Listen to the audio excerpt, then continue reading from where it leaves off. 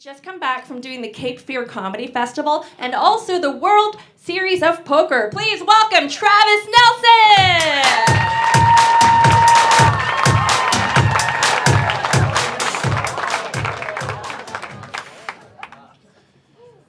6'9". Yeah. It's exciting, isn't it? Yeah. The guy next to him in the plane here thought so. He had a theory. He was like, oh, I think being a tall guy is like being a girl with big boobs. And I was like, yeah, bad backs. Lumbar's terrible. Kept trying to make that joke to me, you know. Oh, you know what they say about tall guys. I was like, do I know what who says? Do I know what doctors say? I know what doctors say. Doctors say we don't live as long. Thanks for the joke, Chuckles. It cheered me up. Don't feel bad about me. I'll use my mortality as a pickup line, right? Like, you girls looking for a little less commitment? Maybe date a tall guy, huh? It's like getting a hamster instead of a dog. No, it's good. Especially being a comedian, it's good to be a tall guy. I don't have to worry about a fallback plan if things don't work out. I'll just get a job working at Costco reaching things, right? Are they going to fire me? Come on, Martha. Who's going to stock that top shelf? You and your bad knees? I don't think so. That is some job security. I've been people watching since I got to Las Vegas. A lot of kooks around here. I'm sure you guys seen that. A lot of kooky people. I saw a lady who had a surgery mask on her face, like a flu mask, over her face, and just no bra. Oh, that was a fun combo, right? I was like, ma'am, are you feeling okay? Because you look a bit down. I was walking the strip, I saw a really buff guy, probably the buffest guy I've ever seen. He was a huge guy, and I realized he was so buff that he couldn't touch his face.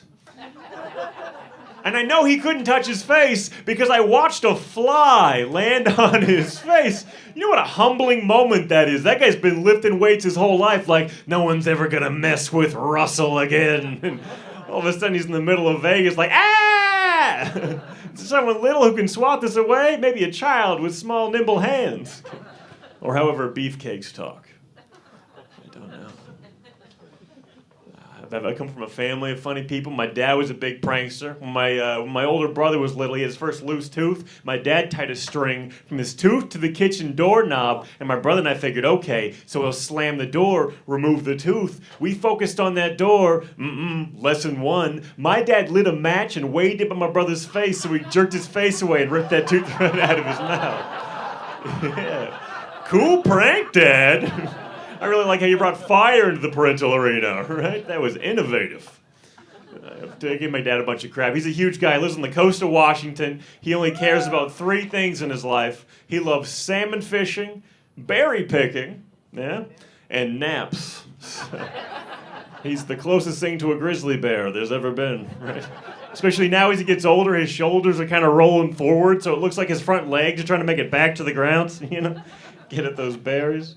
I always make fun of him. I mean, you go berry picking, you better keep that shirt and pants on, old man. Some nearsighted trophy hunter's gonna bag you, tag you, and mount you butt naked in his living room. Don't worry, the taxidermist will make you look all fierce, like, rawr. I love the idea of some nearsighted trophy hunter showing off his collection. Like, this is the beaver I got in British Columbia, and over here is the mountain lion I shot in Montana, and here is the crown jewel of my collection, a grizzly bear with alopecia. Got him in a berry patch.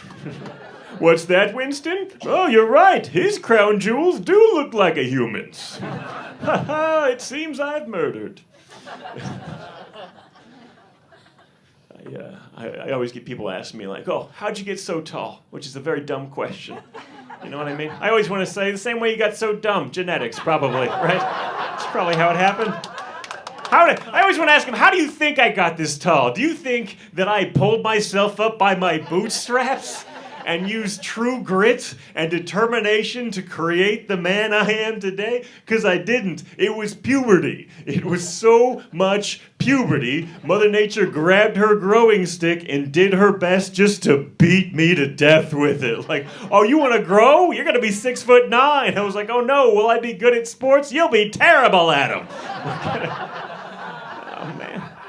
My whole body was like a bad road construction project for like 3 years. You know what I mean? Just way past the due date, bunch of OSHA violations, skeleton crew. That part's not bad, right? I imagine little like foreman walking down my spine, like, how much is the right femur grown? They're like 4 inches. What about the left femur? 1.5 inches? Well, the boy's not stable. This is really going to push back our work on the privates, I think. Oh, and I was in middle school at the time, so I have a gym teacher yell in my face like, Travis, why aren't you good at basketball? I was like, dude, I don't know. I think my bones are different sizes, right? No excuses. Take a lap. Okay. Just try to make it work. My friends all started going to dance clubs, which is tough for me. If you like dance clubs, I get it. Maybe you go to a dance club to kind of lose yourself amongst the bodies and the people and the music.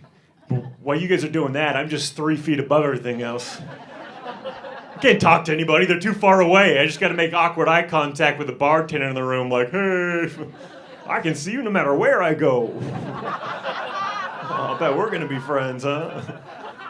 I always get wedged up against some speaker playing a song that's kind of taunting me, like, get low, get low. Why don't you shut up, Lil Jon? You know I can't. It's tough out there, man. I feel like I don't have room to dance. Everyone else is dancing, but my elbows are right at everyone else's face height. And if I try to bust a move, I'm going to bust someone in the nose. You know what I mean? If I want to dance, I have to throw my hands in the air because I do care.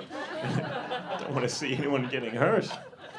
It's dangerous out there. One time I was out there on a dance floor and this short woman walked up and started dancing all over my kneecap.